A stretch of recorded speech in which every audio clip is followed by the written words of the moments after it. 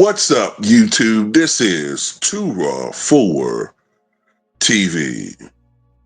All right, so before I get into this video, shout out to the brother Eric for once again showing love with the donations to the channel via the Cash App. Much respect to him for showing love to Too Raw for TV.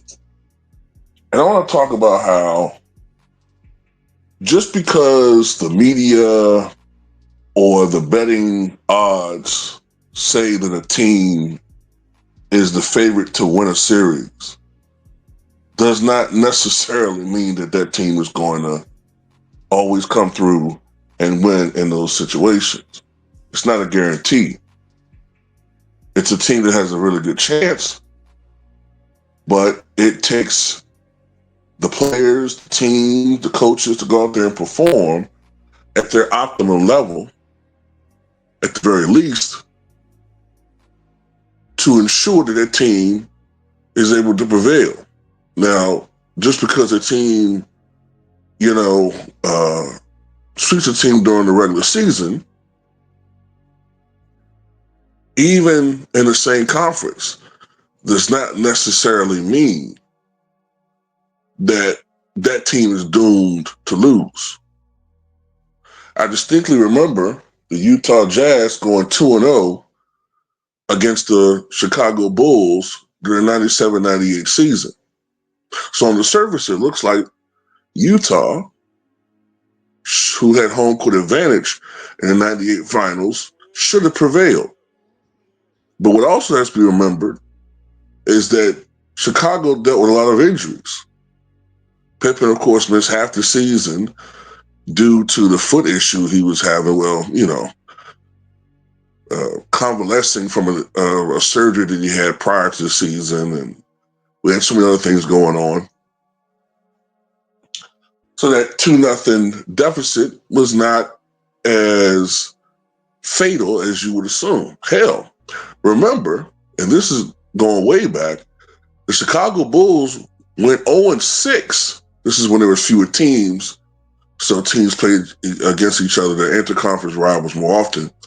The Bulls were 0-6 during the regular season against the Cleveland Cavaliers during the 88-89 season, including the last game when the Bulls played their starters and the Cavaliers did not. This is why many people assumed that the Cleveland Cavaliers were on their way to becoming the team of the 90s in the Eastern Conference after the Detroit Pistons would have their run. Needless to say, during the regular season, during the playoffs, that didn't happen, as Michael Jordan hit one of the biggest shots in the history of playoffs to win a series. And afterwards, the rest was history. LeBron James has failed multiple times while his team was the prohibitive favorite, multiple times. And this is why, another reason I should say, this isn't just a definitive reason why, but this is just another reason why you cannot see this guy seriously as the GOAT. 2009 Eastern Conference Finals. The Cavaliers were significant favorites against the Orlando Magic, but lost the series 4-2. The 2010 Eastern Conference Semifinals.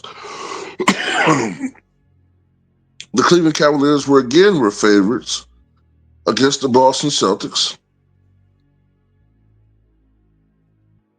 but were eliminated 4-2 in 2010. So a team that's supposed to go win it all, both years, were eliminated in the conference finals versus the Magic, and then the next year in the semis versus the Celtics. 2011 NBA Finals. The Miami Heat were favored to win the championship against the Dallas Mavericks, but infamously lost the series 4-2, largely because of the ineffectiveness of LeBron James, having one of the worst, if not the worst, performance ever by a superstar. So it's 3 years in a row that LeBron James failed to lead his team to the championship. This time was because of a terrible individual performance. 2021 Western Conference first round. The Lakers, who were defending NBA champions against the Phoenix Suns, lost that series 4-2. Now, some people might bring up injuries to AD and LeBron, but ultimately, they lost the series that they're supposed to win. It's one of the few times that we saw a defending NBA champion lose in the first round. And then last but not least, this past year, 2025 Western Conference first round. A LeBron-led Lakers team favored against the Minnesota Timberwolves were defeated in 5 games. You may recall that the Lakers had, at one point, I think after Luka Doncic trade, had one of the great stretches of the season, and they finished with 50 wins. And much was made about that. So losing in that first round series should have been a stain on JJ Redick's legacy, LeBron's legacy, to a certain extent Luka Doncic's legacy, but he hadn't been, ensconced as a Laker for that long, so it doesn't really matter to him that much. This year would, if that happened, but definitely that should have been a stain on JJ Redick and LeBron's legacy.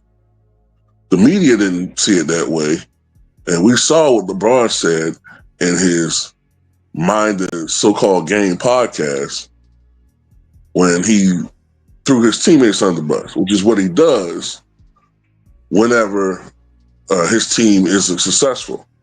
Whenever he's not successful, it's because of his teammates. It's because of the supporting cast. When he wins, well, that adds to his GOAT case, and he wants his respect. But yeah, LeBron James is one of the spinning reasons why being the favorites doesn't guarantee that you're going to win a championship. However, every time Michael Jordan was the favorite, he won. And there were times when he wasn't the favorite, despite revisionist media saying that he was. Like in 91, the Bulls were not the favorites. In 93, the Bulls were not the favorites in those finals. And in 98, the Bulls were not the favorites. But yet they were able to persevere because Michael Jordan is a winner and LeBron James at his core, still has loser written all over him. But anyway, that's all I got to say about it. Tell me what you guys think.